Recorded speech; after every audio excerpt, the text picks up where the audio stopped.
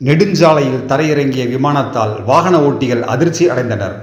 இது இராணுவ ஒத்திகையா அல்லது விபத்தா என்பது குறித்து விசாரணை நடத்தப்படுகிறது.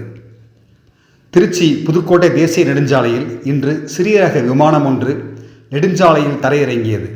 இதனை கண்ட வாகன ஓட்டிகள் அதிர்ச்சி அடைந்து ஆங்காங்கே வாகனங்களை நிறுத்தினர். அங்கிருந்த பொதுமக்கள் விமானத்தின் அருகே சென்று பார்த்தபோது அதில் 2 விமானிகள் இருந்துள்ளனர்.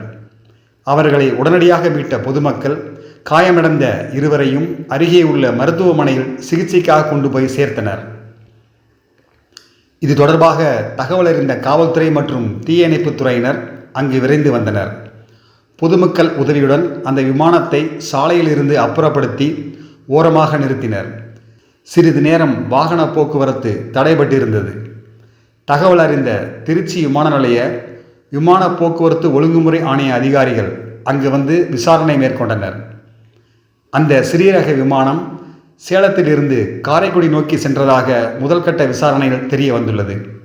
விமானத்தின் முன்புறம் சேதமடைந்து இருப்பதாகவும் இதனால் விபத்தை தவிர்க்க விமானி அவசரமாக தரையிறங்கியதும் முதல்கட்ட விசாரணையில் தெரிய வந்துள்ளது.